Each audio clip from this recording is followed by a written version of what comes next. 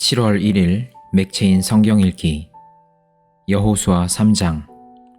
여호수아는 아침 일찍 일어나 모든 이스라엘 자손과 함께 시딤을 떠나 요단 강까지 왔다. 그들은 강을 건너기 전에 그곳에 진을 쳤다. 사흘 뒤에 지휘관들이 진을 두루 다니며 백성에게 명령하였다. 당신들은 레위 사람 제사장들이 주 당신들 하나님의 언약궤를 들어서 매는 것을 보거든 진을 철수하여 제사장들의 뒤를 따르시오. 당신들이 이전에 가보지 않았던 길을 가기 때문에 제사장들이 당신들이 가는 길을 안내할 것이오. 그러나 당신들과 언약궤 사이에는 2000보쯤의 거리를 띄우고 그 궤에 가까이 가지 마시오. 여호수아가 백성에게 말하였다. 당신들은 자신을 성결하게 하시오. 주님께서 내일 당신들 가운데서 놀라운 일을 이루실 것이오. 여호수아가 제사장들에게 언약궤를 메고 백성보다 앞서 건너가라고 명령하자 그들은 언약궤를 메고 백성들 앞에서 나아갔다. 주님께서 여호수아에게 말씀하셨다. 바로 오늘부터 내가 너를 모든 이스라엘 사람이 보는 앞에서 위대한 지도자로 세우고 내가 모세와 함께 있던 것처럼 너와 함께 있다는 사실을 그들이 알게 하겠다. 이제 너는 언약궤를 맨 제사장들에게 요단 강의 물가에 이르거든 요단 강에 들어가서 서 있으라고 하여라. 여호수아가 이스라엘 자손에게 말하였다. 이곳으로 와서 주 당신들 하나님의 말씀을 들으십시오. 여호수아가 말을 계속하였다. 이제 이루어질 이 일을 보고 당신들은 살아계신 하나님이 당신들 가운데 계셔서 가나안 사람과 헷 사람과 히위 사람과 브리스 사람과 기르가스 사람과 아모리 사람과 여부스 사람을 당신들 앞에서 쫓아내신다는 것을 알게 될 것입니다. 온 땅의 주권자이신 주님의 언약궤가 당신들 앞에서 요단 강을 건널 것입니다. 이제 이스라엘의 각 지파마다 한 사람씩 12사람을 뽑으십시오. 온 땅의 주권자이신 주님의 궤를 맨 제사장들의 발바닥이 요단 강물에 닿으면 요단 강물 곧 위에서부터 흘러내리던 물줄기가 끊기고 뚝이 생기어 물이 고일 것입니다. 백성이 요단 강을 건너려고 자기들의 진을 떠날 때에 언약궤를 맨 제사장들이 백성 앞에서 나아갔다. 그 궤를 맨 사람들이 요단 강까지 왔을 때에는 마침 추수 기간이어서 제방까지 물이 가득 차올랐다. 그 궤를 맨 제사장들의 발이 요단 물가에 닿았을 때에 위에서부터 흐르던 물이 멈추었다. 그리고 멀리 사르단 근처의 아담 성읍에 뚝이 생겨 아라바의 바다 곧 사해로 흘러가는 물 줄기가 완전히 끊겼다. 그래서 백성들은 여리고 맞은 쪽으로 건너갈 수 있었다. 온 이스라엘 백성이 마른 땅을 밟고 건너서 온 백성이 모두 요단강을 건널 때까지 주님의 언약궤를 맨 제사장들은 요단강 가운데의 마른 땅 위에 튼튼하게 서 있었다. 시편 126편. 주님께서 시온에서 잡혀간 포로를 시온으로 돌려보내실 때에 우리는 꿈을 꾸는 사람들 같았다. 그때에 우리의 입은 웃음으로 가득 찼고 우리의 혀는 찬양의 함성으로 가득 찼다. 그때에 다른 나라 백성들도 말하였다. 주님께서 그들의 편이 되셔서 큰 일을 하셨다. 주님께서 우리 편이 되시어 큰 일을 하셨을 때에 우리는 얼마나 기뻤던가.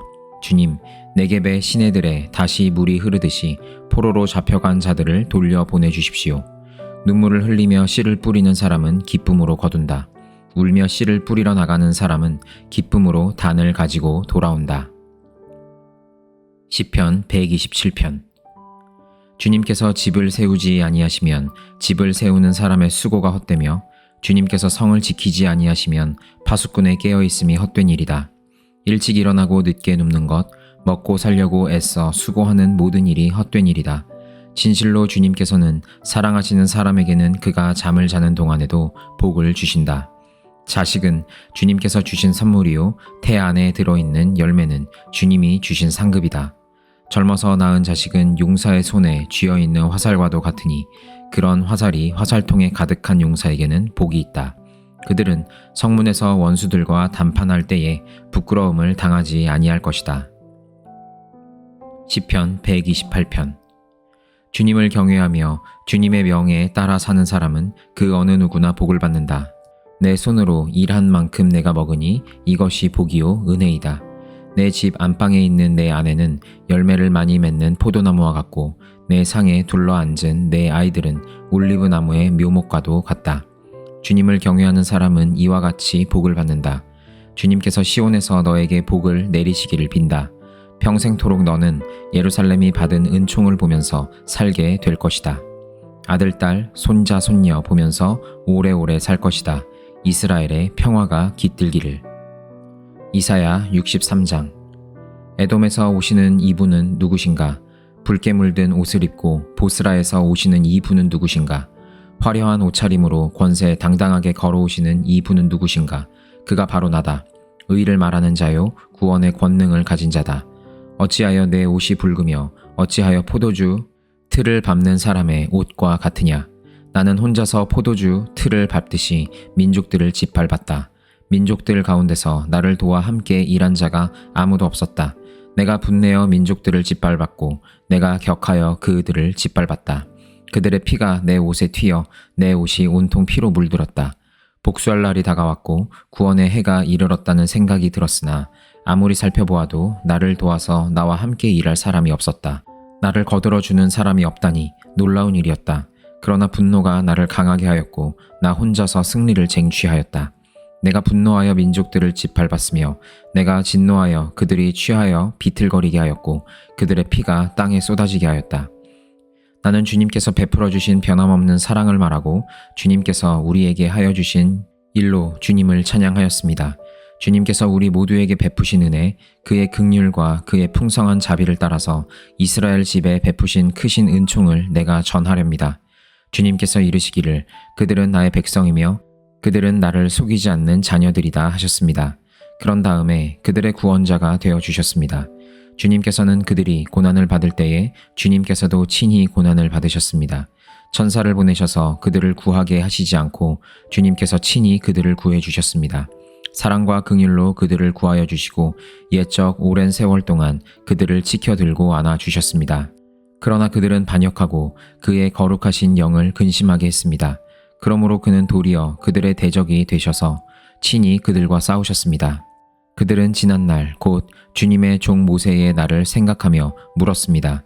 그의 백성 곧 양떼의 목자들을 바다로부터 올라오게 하신 그분이 이제는 어디에 계시는가? 그들에게 그의 거룩한 영을 넣어주신 그분이 이제는 어디에 계시는가? 그의 영광스러운 팔로 모세를 시켜서 오른손으로 그들을 이끌게 하시며 그들 앞에서 물을 갈라지게 하셔서 그의 이름을 영원히 빛나게 하신 그분이 이제는 어디에 계시는가? 말이 광야에서 달리듯이 그들을 깊은 바다로 걸어가게 하신 그분이 이제는 어디에 계시는가? 주님의 영이 그들을 마치 골짜기로 내려가는 가축대처럼 편히 쉬게 하시지 않았던가? 주님께서 이렇게 주님의 백성을 인도하셔서 주님의 이름을 영광스럽게 하셨습니다. 하늘로부터 굽어 살펴주십시오. 주님이 계시는 거룩하고 영화로우신 곳에서 굽어 보아 주십시오. 주님의 열성과 권능은 이제 어디에 있습니까? 이제 나에게는 주님의 자비와 긍휼이 그쳤습니다. 주님께서는 우리의 아버지이십니다. 아브라함은 우리를 모르고 이스라엘은 우리를 인정하지 않는다 하여도 오직 주 하나님은 우리의 아버지이십니다. 옛적부터 주님의 이름은 우리의 속량자이십니다. 주님, 어찌하여 우리를 주님의 길에서 떠나게 하시며 우리의 마음을 굳어지게 하셔서 주님을 경외하지 않게 하십니까? 주님의 종들 곧 주님의 유산인 이 지파들을 보셔서라도 돌아와 주십시오. 주님의 거룩한 백성이 주님의 성소를 잠시 차지하였으나 이제는 우리의 원수들이 주님의 성소를 짓밟습니다. 우리는 오래전부터 주님의 다스림을 전혀 받지 못하는 자같이 되었으며 주님의 이름으로 불리지도 못하는 자같이 되었습니다. 마태복음 11장. 예수께서 12 제자에게 지시하시기를 마치고 거기에서 떠나셔서 유다 사람들의 여러 고을에서 가르치며 복음을 전하셨다.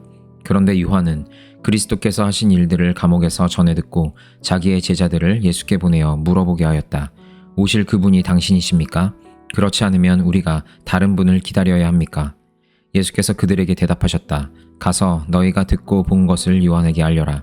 눈먼 사람이 보고 다리 저는 사람이 걸으며 나병 환자가 깨끗하게 되며 듣지 못하는 사람이 들으며 죽은 사람이 살아나며 가난한 사람이 복음을 듣는다.